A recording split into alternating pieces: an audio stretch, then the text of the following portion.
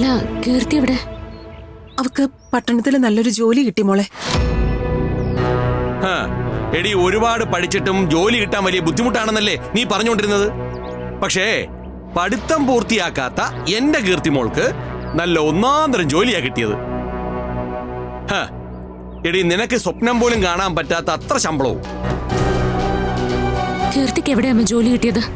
നിന്നെ അന്വേഷിച്ച് അവൾ ഇവിടുന്ന് പോയത്. നീ പോയ ആ നേതാവിന്റെ അടുത്തേക്ക്. അവിടെ ചെന്നപ്പോ നീ ജോലിയിൽ ചേരാൻ എത്തിയില്ലാന്ന് പറഞ്ഞു. ആ നേതാവ് പറഞ്ഞതുകൊണ്ട് നിനക്ക് പകരം അവര് കീർത്തിക്ക് ജോലി കൊടുത്തു.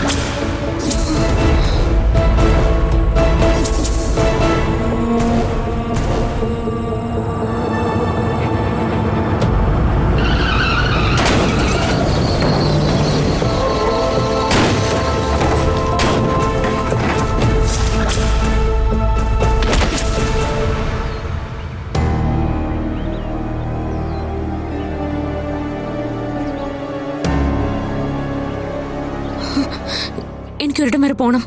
എങ്ങോട്ടാ മോളെ? ഞാൻ പോട്ടെ. മോളെ, മോളെ, എവിടെയാ പോകുന്നേ?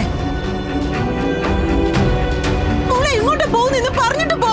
മോളെ, മോളെ നിക്ക്. മോളുടെ അനിയത്തിക്ക് എന്താ പറ്റിയത്? സംസാരിച്ചു നിൽക്കാൻ സമയമില്ല സർ. വൈകുന്ന ഓരോ നിമിഷവും അവൾ അപകടത്തിലാവും. നമുക്ക് പോകുന്ന വഴിക്ക് സംസാരിക്കാം. മോള് ഒന്ന് വണ്ടി കയറി വാ. സ്വാമി, അയാള് ചതിയനാ.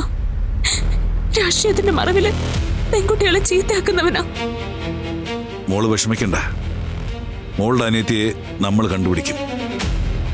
അവളെ വീണ്ടെടുക്കും. ആ ചതിയൻ എത്ര ഉന്നതനായാലും ഞാൻ അവനെ വെറുതെ വിടില്ല. അല്ല, അനിയത്തെ ചതിച്ച നേതാവിന്റെ പേര് കുട്ടി ഇതുവരെ പറഞ്ഞില്ലല്ലോ. കേട്ട നിങ്ങളൊക്കെ അറിയും. യൂത്തിന്റെ ഒക്കെ റോൾ മോഡൽ അയാള്. വരുംകാല MLA, മന്ത്രി. അയാളുടെ പേര്